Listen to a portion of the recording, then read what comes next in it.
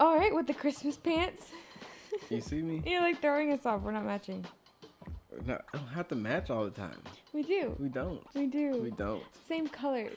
We don't. Yeah. That is matching. Same colors. That's what matching is. Yeah, same same. I do feel a little weird because I normally don't wear skinny jeans, and so this is I don't know how to. I feel like we do have to match. It throws it off. We haven't done a proper introduction yet. Well, hi, I'm Mallory. What up? It's Chris. You forgot your name. Well, I didn't know what I wanted to say. You come up with a new name. You know, sometimes my old Trail, and I didn't know what I just felt. Anyway, Chris. Okay. This is our first video, right? Well, not first video. This is the first video you'll see. Because the last one was blurry. It was that. So our first one is an audio. If you want to go back and listen to that, that's just kind of the recap of our story together, just like a quick recap, and now we're gonna kind of dive in a little bit deeper. So this may be a part 2 in this first part of our story, because we're gonna start with the year 2020, and that was a very I feel like that would probably take 3 episodes, but we're gonna try to see what we can do, because I like to just go with the flow and just talk, and he does not. So that takes, for me, it takes a lot longer to talk about things, process and everything. He just wants points and get to the point, and yeah. So we'll see. Top of 2020, where do we start? 2020, I guess we can, obviously we'll talk, a lot of it's around our journey in 2020, but we can't talk about our journey in 2020 without talking about what happened in 2020 to everybody else. You're looking at me like you don't know what happened in 2020. I actually wasn't even listening to you. I was thinking about the fact that we didn't even say what the name of this podcast was. Oh. I'm our introduction was very all over the place. The name of this podcast. Welcome back, or welcome to for the first time. There we go. All things work together. You were supposed to say it or say it with me. I don't know. Okay. All things work together. Why do we have to do everything? Okay. All things work together. No, it's just called All Things Work Together. Yes. Okay. So we need to I create was a logo. Huh? We need to create a logo. Wait, okay. So you were saying. I was saying I can't talk about what happened to us in 2020. Yes. Without talking about what happened to everyone in 2020, because that I think had played a part in what happened to us. Oh yeah, it played a huge part. So 2020.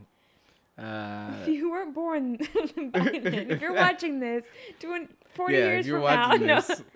But if you were not, 2020 was probably a very hard year for most everybody. Yeah. The world shut down, and it's crazy to say that really was a thing. Yeah. That really happened. There was a huge pandemic, and everybody's getting sick. Everything. It's a very scary year. People actually were dying. People's businesses were going, out of, bankrupt, and all the things. It was just a lot for everybody. Yeah. Very scary. I remember it was March when it really hit us, and everything started shutting down. I was working at the church then, and I remember it was literally the week of we were about to have church, and it started going crazy in social media. And we had just posted a video don't worry, we're still having church this weekend. And then I guess some other news came out, and literally the next day no church this Sunday. It was just going rapid. It was we're literally don't fear, we're still. It was actually never mind, we ain't showing up. Yeah. And that's when it was really started to settle in, stuff you've seen on movies, oh snap. Yeah. What is going on? There's no people are legit stocking up on food and taking all the tissue. No. At the same time, toilet paper. Just a month before, we started officially dating. Yeah, in February. The world went wild in March, and we had just started dating in February. There's no going out on dates. No. It is all. Because that previous year was a whole year of us just kind of hanging out with friends. Yeah. We were interested in each other. Yeah. It was basically dating, but always with friends. So there was no one-on-one get to go on official dates. So then February, you asked me to be your girl. I was like, girlfriend, fiance, which one was it? Girlfriend. The first time was girlfriend, and that was February. And what happened? How did we do it? A photo shoot. Was that the time that you did it? No, the photo shoot was first, and then it was the. Yeah, I did a surprise photo shoot, which is okay. So it was a surprise photo shoot.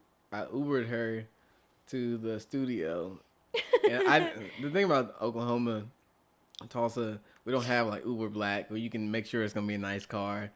I know what Uber Black is. Yeah, Uber Black. Like when we go out of town, this SUV picked us up. Fancy one? Yes, Uber Black. Okay. You pay a little extra money, it's a little more fancy. Tulsa, we ain't got that. So I call it Uber. I'm trying to make sure it's all nice and whatever. Van picked you up. A very old van, which I have a car, so it's not like I could drive to the meetup. Like, he's like, oh, I'm gonna have an Uber pick you up, and I was like, that's weird because first of all, I've never rode in an Uber my whole life. So wow. That was the first time by myself, at least. I'm pretty sure I've ridden in one, but like I'm saying by myself. Your mom's like, what the heck is this? He's like, this van pulls up and she's like, no, I need you to call Chris to make sure. And I'm like, I'll be on the phone with him the whole time. And it's an old van. The door just like slides open and it's just an older man in there. And he doesn't really say much to me. And it was very scary the whole time. I think I was on the phone with you. Was I? Or on the phone with my mom? I think she wanted me to be on the phone with her. Yeah. The whole time. Somebody I was on the phone with the entire time. And then I get there. And then it was a surprise photo shoot set up. So I'm sorry. We're not luxury like that in Oklahoma. So you get there, we have photo shoot. Which I didn't even know we were doing a photo shoot. No, yeah, so I'm wearing I told you dressed nice. A pink. Oh, you had jacket, the maroon jacket that I don't like. And he doesn't tell me this until like, a year later that he never liked this jacket. But we have a whole photo shoot set up. And you didn't tell me what colors or nothing. Yeah, it wasn't a great setup. I don't remember what color were you wearing. Black? I was wearing black leather jacket, white shirt, black pants, and my white forces. Yeah, so I had a black dress on, and I took off the jacket on some of the pictures, like towards Thank God. that thing is hit. I think we got rid of it. Which is very awkward because I'm like, I don't know, I just don't. My jacket. We did. Yeah, I think you made me get rid of it. I'm not like what's the word? I don't know, like super authoritative. You know what I'm trying to say. Male. It just was it had its time. It had its time. I didn't think it did. I think it was very cute. Like, I'll have to show you guys some pictures, and it's cute. Yeah, you have to vote on if you think we should have kept it or not. I think it was a cute jacket. Anyways, I also did another photo shoot in that same jacket, I think. Yeah. And then I really liked the jacket, and you really were against it. So, we did a photo shoot, and then I left and went to my apartment or my duplex to meet her there to surprise her and have my friend drop her off there as well, because I needed to go to the house first to make sure everything was ready before she got there. So I go up there, set up the candles, like the little flowers, C&M. I created a video of all our pictures and stuff to put on my little 32-inch TV on the floor. Like, I did a candle, all the things, flowers. It was really cute. And then she came in, which is funny. My friend, he's like an overthinker. I love my guy. He overthinks stuff, and that was 3 years ago. He's still to this day are you sure that you weren't feeling awkward with me? They walk in the house, and I'm behind the door, so they can't see me. So in his mind, he's like, I hope she don't think I'm setting this all up for her. Like, I'm about to ask her out. I'm like, bro, she knows that's not the case. I know. It's like, obviously, I'm not like talking to you. Like, I'm talking to your best friend. Yeah, it was just hilarious. So, yeah, she walks in. Our song is playing, I think. I think I was playing our song. Yeah, it's Perfect, but with Beyonce. Yeah, it's Ed Sheeran Perfect featuring Beyonce. Yes. Not just shout out to Ed Sheeran, but gotta have Beyonce because it just makes sense. Both of them together. Yeah, the words, all the things. So the song is playing anyway. Then I said some words. She was tearing up. Come out from behind Came behind the door and slid, slid through. And it was great. Yeah, I was crying. And then afterwards, I think we had like a paint thing set up for us. We had paint thing set up. We didn't do it. We just talked. Yeah, we just sat there and talked. Yeah, we sat there and talked and we cried more. It was nice. So that was the beginning of us dating. And then a month later, everything fast forwarded just went wild. Got crazy. So like you can't during this time there's like a people limit or whatever they called it, like social. Oh yeah, there limit. Was at least I remember at our birthday it was no more than 10 people. Yeah. We had 11. Yeah. So you weren't allowed to have like a certain amount of people. Yeah, that's wild to think about. Yeah, like there was literally... So you can't have more than 10 people at your crib at one time. Yeah, it was crazy. So most of the time, I mean, like you don't want to go to public places. Right. You don't want to go anywhere else. So it was literally just like rushing I was gonna say friendship, but relationship. Like 1,000 times. Yeah. Because you're stuck now from like instead of. Obviously, we were already getting to know each other beforehand because we were friends. But instead of, like, dating and, like, pacing ourselves and, like, just growing our relationship, it was, like, basically move in with each other because we're hanging out every single day. We have nothing to do. Work type stuff is shut down. Like, everybody's working from home. Then I end up getting, like, let go from my job because of COVID. And I was a nanny at the time. So, like, can't be around people. So all the things, and so it's like, okay, well, everybody's just at home. Let's hang out. We got nothing to do. Can't go nowhere. So we're literally just at home all the time with each other. So it's like you basically, like, moving in and rushing the slow pace, what a typical normal, like, relationship would be like when you're, like, dating. Yeah. And I think that's where what made our relationship so, like, different, I would say, is because it was in the middle of COVID. Absolutely. There was a lot of different factors to our relationship. We had to be intentional of with each other. There was no date nights. It was just, but at this point we basically started living together. Your grandma came down here. And so she needed a room, so you moved into my bachelor pad. That was an amazing spot downtown. I'm more in that space a little bit. Shout out to Jacob Lofts. Yeah, literally your like bachelor pad, and I'm like, I'm gonna take over and move in. Yeah, because my grandma, there's COVID all over the place, and so they're like, well, let's move her over here, take care of each other, and all of us kind of be around each other, and then we all ended up getting in, and then me and you ended up staying in an apartment. It was all kind of, not an apartment, a hotel. Yeah. Because you had it, and well, this is, I guess I just fast forwarded a lot. It's okay. Because I'm like, wait, at that time I was pregnant, so that was actually like, ooh. Back it up. Okay, back it up. But yeah, literally, because of my grandma coming, I had to give her room and then moved in with you, which made no boundaries for our relationship. Well, let's be clear, boundaries were already crossed before then. Yeah, that's true. So it just didn't make it even easier. So 2020, I leave. I'm still working at the church. I leave working at the church July of 2020. And then I think you moved in with me. I don't know. October, November, I think, because I moved from Yorktown to Jacob Loss. I think October or something like that. I don't know, it's all a blur. Yeah, but I think it was actually because we moved out of Jacob Loss when we found out we was having a baby. So we find out, okay, here we go. There we go. I'm getting it together. Here. Our timeline. So I leave staff in July. We're on the rocks in our relationship. Like, are we gonna really do this? Are we gonna stay a little longer? I'm in my room, like, I'm thinking about sliding out of here. You're gonna have to go back to your mama's crib. Like, we're July? No, not in July. Like, in September, because we ended up going to Miami in October, and then we found out we're having a baby. right?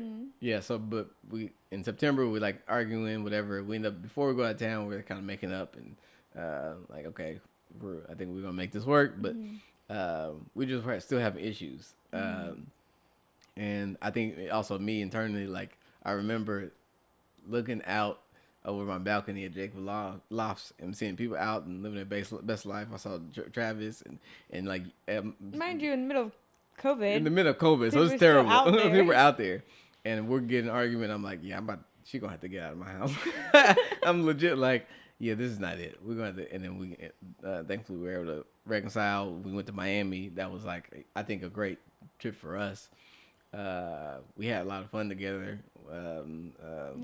Celebrate my little sister's birthday. Yeah, I think that was a great trip. And then we came back. And I think a week later it was like you done peed on 5 different tests and like, hey fam. Yeah. And I tried to make it like a, what is it called? Special moment. Yeah. By, surprising you and stuff like that, even though it wasn't something we planned and something we didn't, expect at all. But it was still something I was like, well, I want to make it special because I feel like maybe that'll make it better or whatever. I don't know. So I didn't tell you, but I'm in your house, like taking the test, and then I go and lay down and we're both just there and I'm like not talking. I'm just like shocked, like in complete shock that was really like, positive test. So you immediately knew it was like, you're just like, you're pregnant. And I was like, couldn't hide it. I couldn't pretend to be like, no, or anything. It was like, yeah, pregnant. Because you had taken a test. Or I had been taking You've been taking tests. So I like, it wasn't like it was the first time. Cause I don't think it would have hit me. But I knew you had taken tests before and negative, so like, because I knew you had been doing that, and then your mannerism, and you just like you're never one that's like short with words or like so like when you came late in the bed, I was like, damn. Like, I was like, oh, this is. It was a lot. And that was the beginning of like, I feel like we're in a sunken hole, right? A lot of factors. One, we coming out of issues in our relationship, where it's still in issues in our relationship. Just came off the trip, felt great about it. Like, okay, let's try this thing. Let's keep going. I just left from working at a church, right? COVID, isolation. I leave church. A lot of people not talking to you as much, and so like,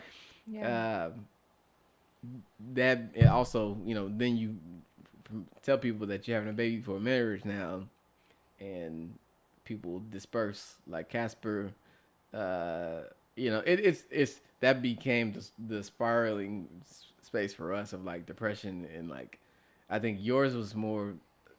Well, the church shut down 2020. And somehow we still went to Miami in October. I'll be thinking about that. Like, we were still outside. Like, there was still moments where like, I feel like it wasn't bad until 2021, maybe. I don't know. There was just moments of like, oh, it's okay. Okay, it's not. No, it's back good, and now it's not. So I don't know, because it was. You had to have masks on, obviously. Yeah, everywhere you went, you had to wear masks. I mean, but people were literally like by the hundreds and thousands dying. We're still out here. Like, it was a very scary moment. Yet, like, the world was still open, but not. I don't know. It's really honestly confusing when I think back about it. Think back on like. We were basically irresponsible. Yeah, because I feel like other countries, though, I feel like we're like legit shut down. Right, in New York. Yeah. Yeah. Was California? I don't remember. Maybe. I don't know, but literally the other country was shut down. It was rough. We were still out here wilding. Yeah. So why people in New York still be wearing masks? Still? Yeah. Really? Yeah, it was like the top COVID. It was like 2023. Yeah. I guess it's only been 3 years. It feels like it was like a long time ago. Yeah. But it's only been 3 years. So anyways, okay, so the church shut down. But the hard part is like the leaving. There's no community from church, right. Which when you're like super involved, you were on staff. I was at church all the time with church people all the time. So it's like when you go from that to all of a sudden like nobody's allowed to right. hang out, which is like I said, it's so weird trying to like figure out how that was when we went to Miami and stuff. But I don't know. Everybody was just kind of figuring it out. We're still hanging out, but then not. And it wasn't until the end of 2020 when we announced it. Yeah. So we didn't actually like share it with anybody. October we found out. December 31st we did like a year review on our YouTube channel. Then we started posting on social media. Hey, surprise! Yeah, having a baby. And yeah, so basically December 31st. So we told everybody, and then that's when it felt more like, okay, everybody's ghosting us. Yeah. Like now we have no friends, and it was also because everybody's going through their own thing for 2020, and church is shut down, so we're not seeing people as much. But on top of that, it's like, okay, well, actually, we need you guys. Like this is a time where like we need friends, we need community, we need people to uplift us, to encourage us, like still let us know that like we still have a plan and a purpose, that God still has a plan and purpose for us, that like all these things that I, don't know, you didn't voice as much at that time, but I was like, I'm the worst Christian in the world. Like, I can't believe I, did this. And obviously it was like, it was like crazy to think that like the like act, or not the act, the result of a baby is what brings your mind to be like, oh my gosh, this is terrible. When like that whole time, that was the same thing, or that was worse, because the baby actually is a blessing, right? But it was the like act of sin the entire time that never affected me the way it did when I was like, oh my gosh, I have a baby, right? So in that case, it's like, oh, that's more so caring about what other people think. You know what I mean? Because it was like, well, that whole time, I don't care because nobody knows. Yeah. You're just doing it behind the closed doors. Yeah. And then all of a sudden there's a baby, and it's like, oh, that's the big deal. That's the bad thing, because now the whole world is going to know about how bad of a Christian I am. And not because you're in a cycle of lust and like can't break and completely set boundaries for yourself and your relationship. That didn't affect. It was like, but it's like when I was so go to church and serve. Yeah, but it's when other people can see your sin, can see your like it's like, oh snap, I don't want you to. That's just crazy. Yeah, it's real. And it was just so sad though, like that a moment like that when it's supposed to be such a joyful, like, yes, obviously there was sin, but like babies are a blessing. Absolutely. And like this girl has changed our life in the most best way ever. And just to think that like that was the most worst time of my life, to like find that out and be like, God doesn't love me anymore. I've messed up. Like he hates me. Everybody in the church is looking down on me. I can no longer be in ministry because that was like my goal. And I'm like, okay, well now, I'm applying at positions at church and not getting them, and I'm like, well, that's why. And like nobody at church is talking to me anymore, and I'm like, well, that's why. And there was just like all these things of like, well, it's because I'm having a baby before marriage and we're not married and I'm terrible. So it just spiraled from like family stuff, COVID, no friends, and now my faith is like gone. My purpose in life was gone. Like wanting to be in ministry was over. So now I'm like, what the heck am I going to do in my life? Now it's like this baby. And that was, abortion was never, ever crossed our mind. So it was just like, no, like this is our life. This is it. Here we go. This is how we're, and so like, obviously some people, that's like, well, why didn't you just think about that? I'm like, no, that's just not a thing. Like, it's just not a thing. So for us, it was just like, no, we had to figure out how to still make a terrible, I don't even know how to like word it, not a terrible thing, but moment of our life, like still a positive thing, I guess, because for the longest time, that's what like took me, especially when you're pregnant, your hormones are like out of this world. So you go from, I don't know, just being pregnant and having these types of thoughts in your head literally made me go into like a depression. I didn't step out of that room for like an entire week. Like just was in a dark room with no windows. Bedroom, yeah. The bedroom had no windows. Living room was amazing. Beautiful. Windows, living room, dining room, kitchen area. Bedroom. Was a dungeon. Both of the bedrooms. A cement dungeon. Both the bedrooms and the bathroom, no windows. Yeah. That was rough. It was terrible. And I'm like sitting in this room in pitch black for an entire week and did not step out. Like it was just really bad trying to process it and like take it all in. And then from there it was like, well, let's step out of the room, see the daylight, but still wasn't okay. Yeah. It's crazy. I feel like darkness, I think one enemy wants us in the space of isolation and darkness and shame and guilt, all those things. And it has a crazy pull to keep us in, right? And I think that's to your point of like, and I think I was in my own thing, so I didn't have the energy to like, let's get out of here, go see some light. Like,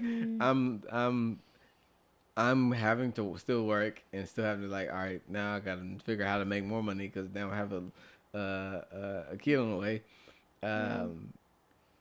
You're much better in processing your emotions, all those things, and that's just what it took for you to like figure it out. And it took me a much longer to even start processing that.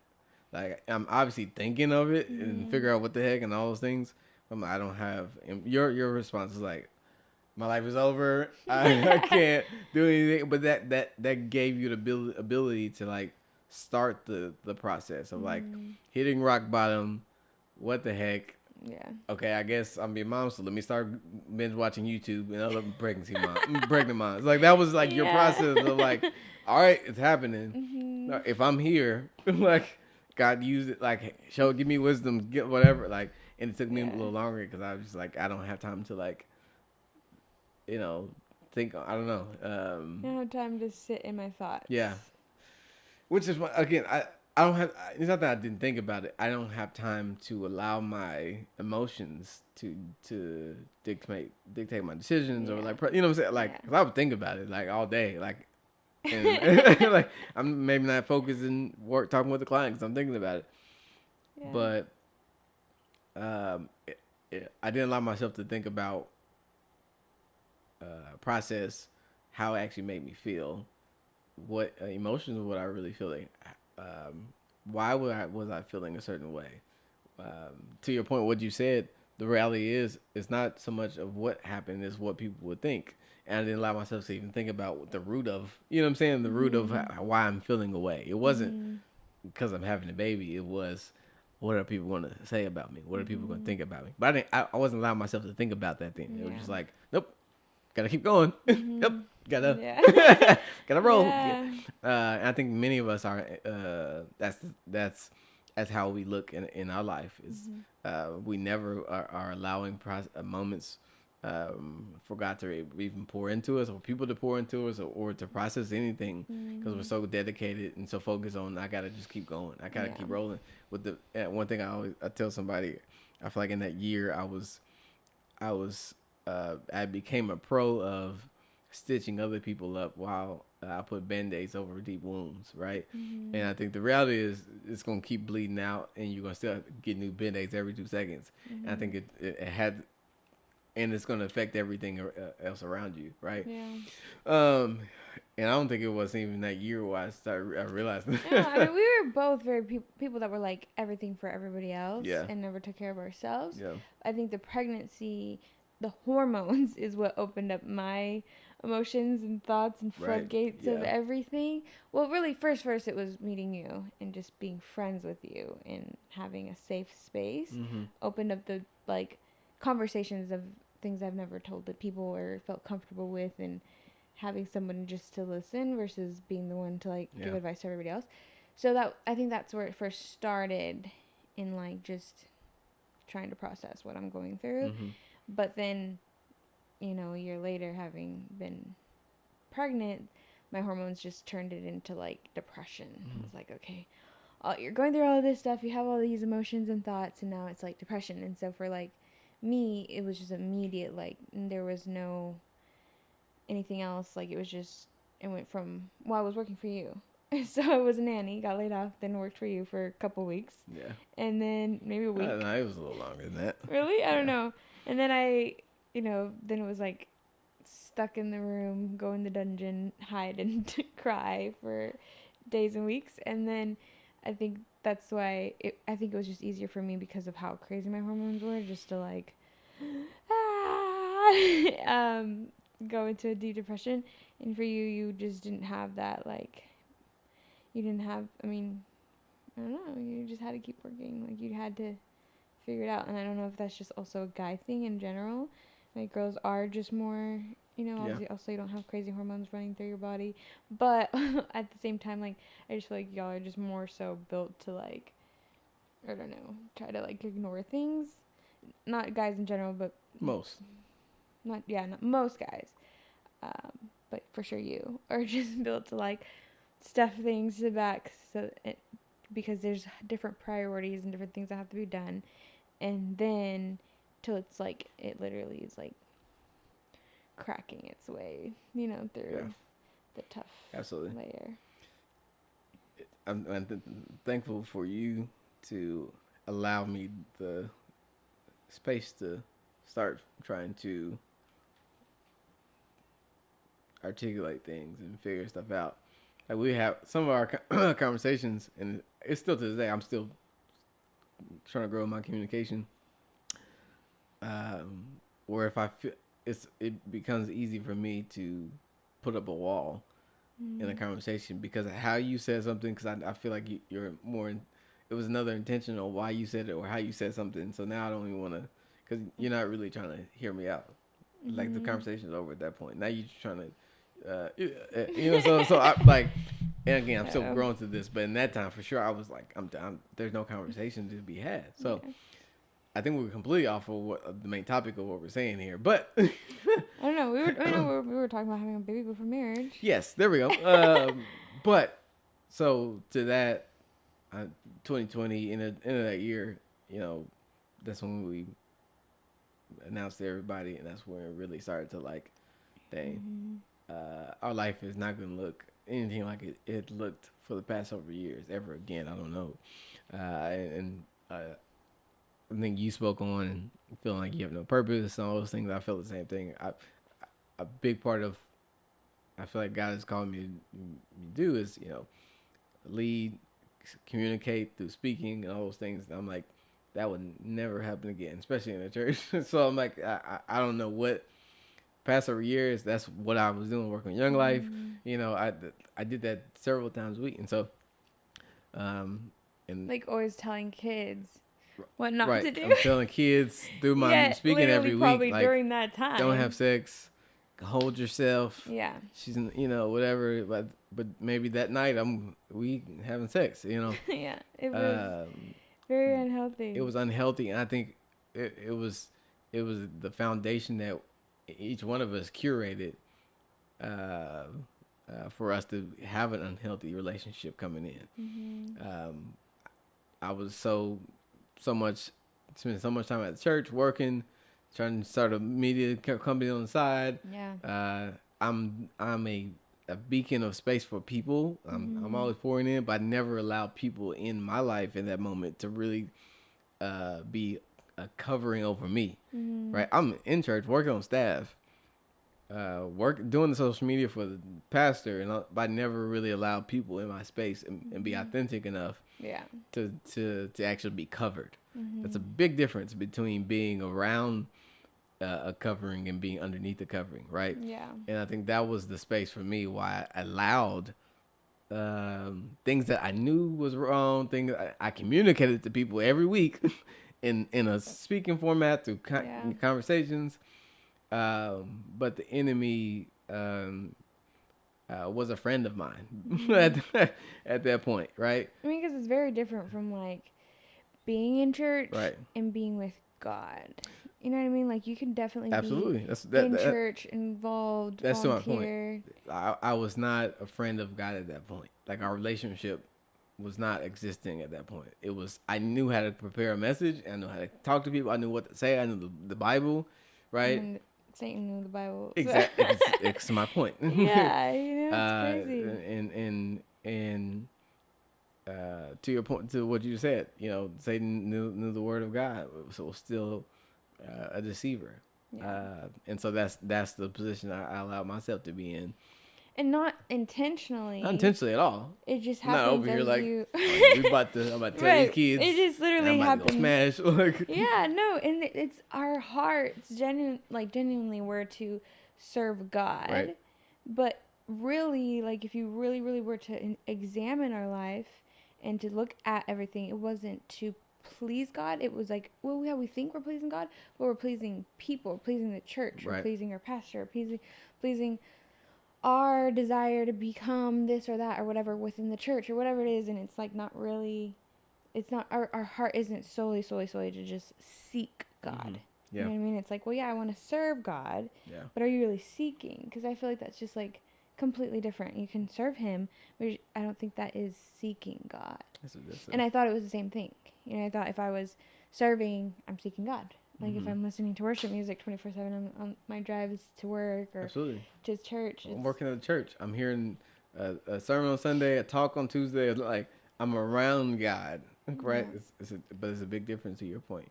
And a lot of people think that like you have to be, when you're like out of the church, that's where you're so far from God. Right. But you could literally be in church and still be so far from God. That was 2020. Yeah, like literally, it was just. Yeah, it was just crazy. In 2019. in the 2019. But probably maybe for those that.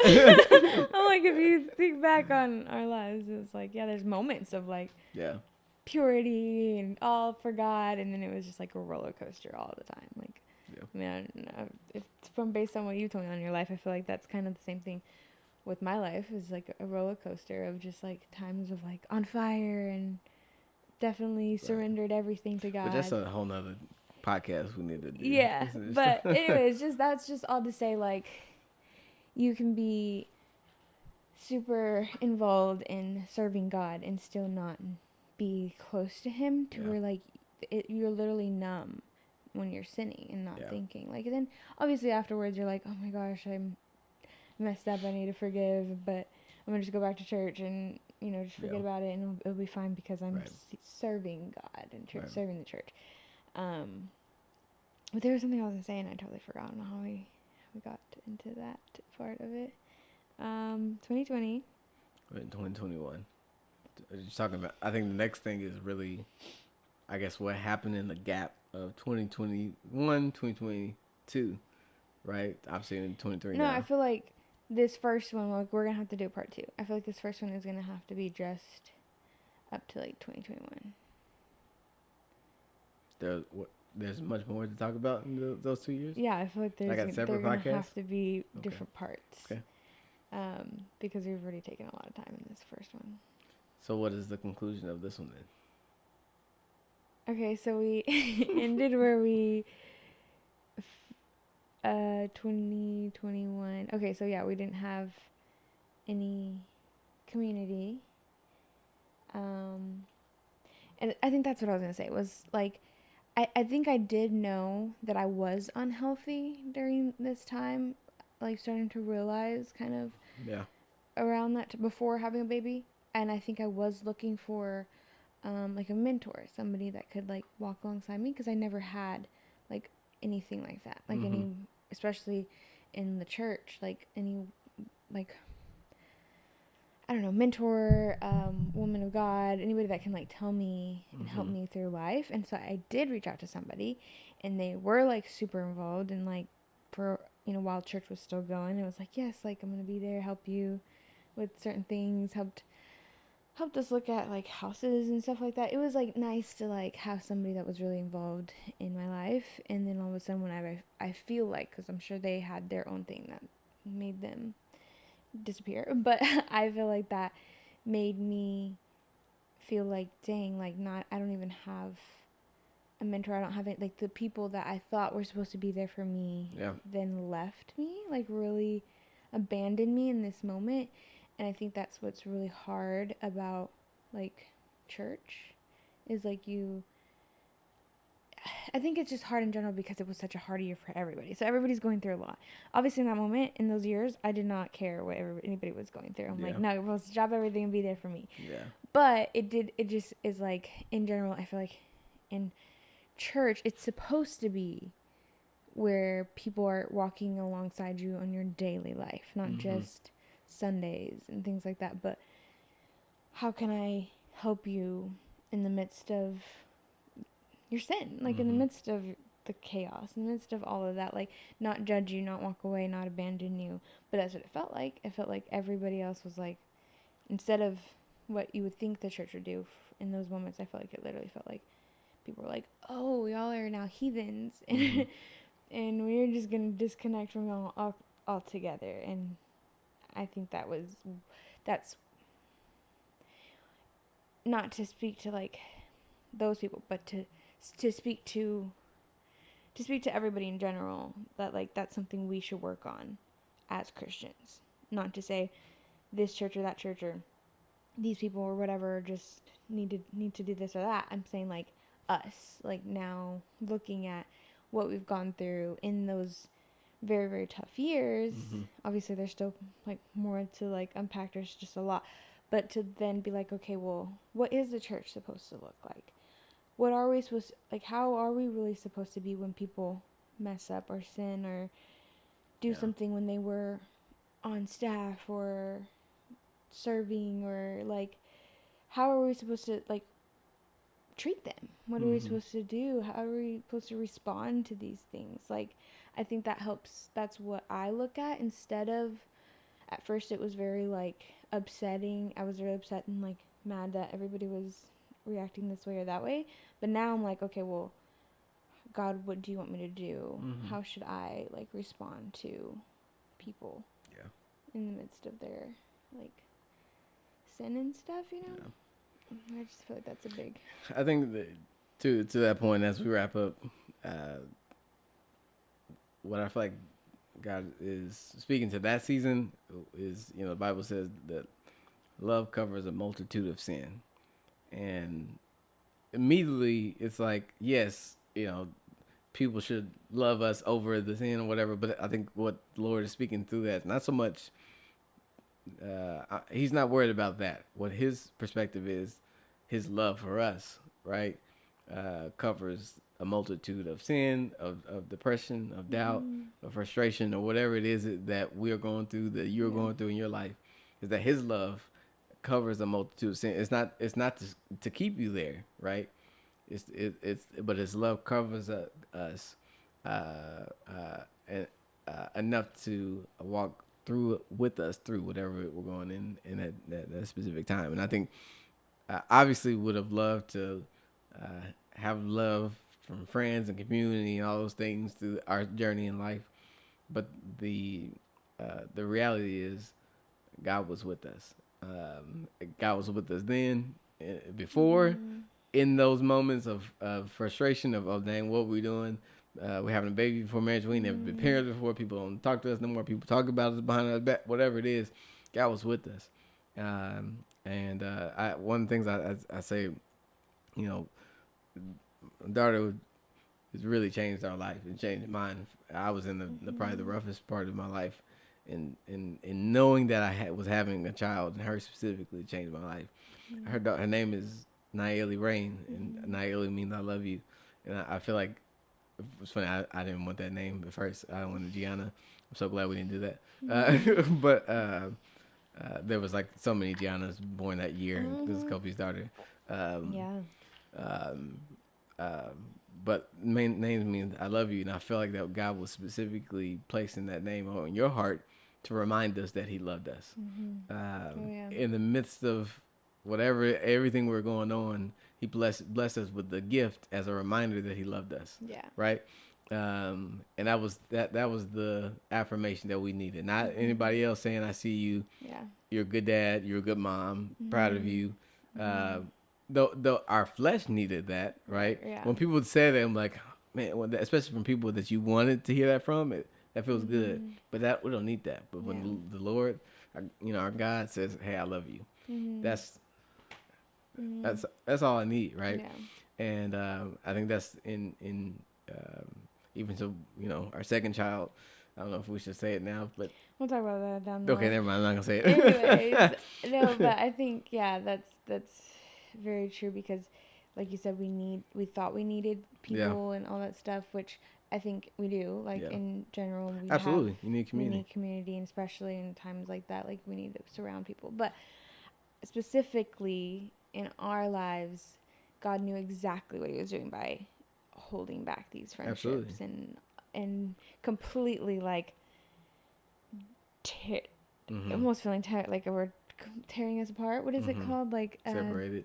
So like pressing of the wine, or like stained glass being shattered, like all the things that all these like metaphors, I guess, that you think of when things are just completely like being destroyed. Yeah. It literally is for me the exact picture of like stained, like glass being shattered. And it's like, wow, like, okay, this is all these broken pieces, and I want all these other people to help and help put me back together. And God's like, no, like how you say, like, God allows things. God either acts or allows. So I feel like he literally specifically for our journey needed to allow like complete isolation so that we could only find Him as our friend, find Him first, you know, Him as our best friend, as our Father, as our provider, like all the things that we went to church for, people for, ministry for, each other for. Like, it was literally, God was like, no, like I am the only one that can truly love you unconditionally. Absolutely. I can truly be that like best friend that you need or you're trying to find in somebody else. Like, I'm the only one that can do that for you the best way possible. Like, He still sends us, you know, people and community and things like that are supposed to be like images of Christ and things like that, but still it's like we needed that just really finding God on our own and like having a personal relationship with Him. So I think sometimes we think of like isolation as the worst thing in the world, but I think really, like, in hindsight now, you know, it's like, I'm so thankful. Like, thank you, Lord, that we went through this. Like, that was such a terrible year in those moments, but really not. You know what I mean? Like, it's really, like, good. And so, just, I guess, to encourage if somebody is going through, like, that current isolation, no friends, no church, no, like, okay, what is it, mentor, accountability, like, all these things, and you're struggling, you're reaching out to people, and nobody else is, like, reaching out to you, it's just to say that, like, God knows what He's doing, and it's all a part of His plan, all a part of His purpose. As long as you just, you know, seek Him in the middle of it, like, He's going to turn all things for good. Yeah, that's good. Yeah. That's great. Thanks for listening. Next time. Till next time. Deuces.